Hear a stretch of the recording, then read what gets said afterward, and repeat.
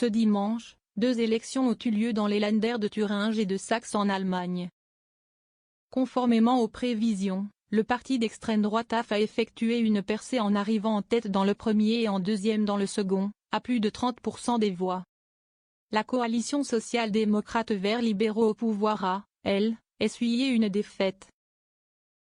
Le parti de l'ancienne députée Die Linke Sarah Wagenknecht créé en janvier dernier, a suscité la surprise en totalisant plus de 10% des voix dans les 2 régions. Décryptage des enjeux de ces scrutins avec Paul Maurice, secrétaire général du Comité d'études des relations franco-allemandes, CERFA, à Lieferi. Quels sont les éléments à retenir des résultats de ces élections en Saxe et en Thuringe?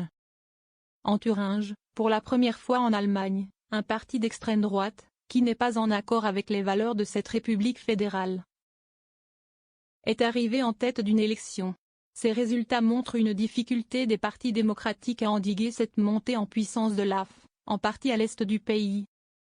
Les chiffres de l'AF d'hier, autour de 30% des voix, étaient à peu près les mêmes aux élections européennes dans la région.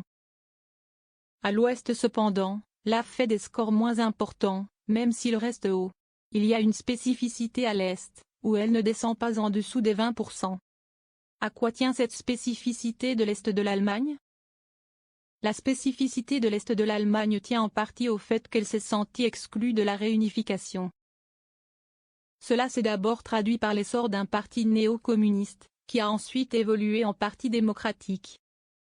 Les plus radicaux ont retrouvé dans l'AF l'expression de leur frustration. J'insiste sur le sentiment de frustration, car dans l'Est de l'Allemagne, le rattrapage économique avec l'Ouest s'est fait. La deuxième chose qui peut expliquer la spécificité de l'Allemagne de l'Est, c'est qu'elle est devenue un laboratoire de l'extrême droite. La culture politique y était moins développée qu'en Allemagne de l'Ouest, où il y avait des syndicats et des partis politiques implantés. À l'Est, on a une culture politique moins développée et donc un électorat plus volatile. Par ailleurs, l'Est de l'Allemagne a connu moins d'immigration que l'Ouest. Existe donc l'idée qu'on a été préservé et qu'il faut continuer à l'être. Dans un sentiment européen et mondial de crispation sur l'identité et d'un Occident en déclin du fait de l'immigration, il y a une sorte d'expérimentation dans cette région. Tous ces facteurs mis ensemble permettent de comprendre ces scores élevés de l'AF en Thuringe et en Saxe. Que cela signifie-t-il au niveau national? Dans les faits, ces 2 Länder représentent 4,5 millions d'électeurs inscrits, ce qui est très peu. Mais ce sont néanmoins 2 Länder sur 16. La Saxe est un État qui réussit bien, on parle d'ailleurs de la Silicon Saxony. Cela crée un paradoxe au niveau fédéral, avec des régions qui se marginalisent d'autant plus. L'Allemagne n'est pas comme les États-Unis, où les États ont un rôle beaucoup plus important. Mais les Länder disposent de pouvoirs conséquents, comme la politique sociale et éducative. Ces élections ont des conséquences sur la coalition en place au niveau fédéral. Les Verts sont sortis du Parlement régional de Thuringe. Les libéraux sortent des 2 parlements. 2 des 3 partis de la coalition au pouvoir au niveau fédéral essuient une large défaite. À l'Est, les Verts sont vus comme la bête noire. Là-bas, ils représentent le parti de la guerre par son soutien à l'Ukraine, qui veut déstructurer l'économie. Les sociodémocrates s'en sortent bien, mais restent à un niveau bas.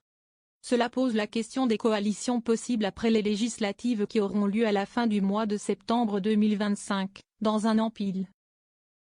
L'attaque du 23 août dernier, au cours de laquelle un homme a tué 3 personnes au couteau dans la ville de Solingen, a-t-elle joué un rôle dans ces élections? Les enquêtes d'opinion ne montrent pas d'effet significatif de cette attaque sur les intentions de vote. Tout au plus les électeurs ont-ils été confortés dans leurs convictions, lorsqu'ils souhaitaient voter pour l'AF. Comment comprendre la percée du parti de Sarah Wagenknecht?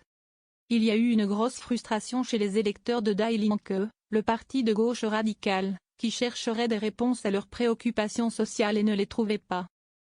Le parti de Sarah Wagenknecht voulait endiguer l'AF avec un discours très ferme sur l'immigration, mais il a attiré en majorité des électeurs de Die Linke. Ces 2 têtes de liste en Thuringe et en Saxe sont issues de Die Linke, elles ont donc récupéré les structures de Die Linke. Il ne faut pas se leurrer sur l'électorat de Die Linke, il a toujours été conservateur sur les questions sociétales en Allemagne de l'Est. il n'y a jamais eu là-bas de véritable immigration, telle qu'on a pu la connaître à l'Ouest. Quand Die Linke s'est montré très inclusif sur ces questions, il a perdu des voix. Chez ses électeurs, on retrouve un discours qui a pu être tenu par certains socialistes par le passé selon lequel les questions migratoires entameraient les droits sociaux des Allemands. L'autre point important qu'a cristallisé le vote pour le parti de Sarah Wagenknecht, c'est la guerre en Ukraine. En effet, elle s'est affichée comme le parti de la paix, à l'opposé des autres. À l'est de l'Allemagne, il y existe un électorat plus sensible à la Russie, qui a grandi dans un environnement proche.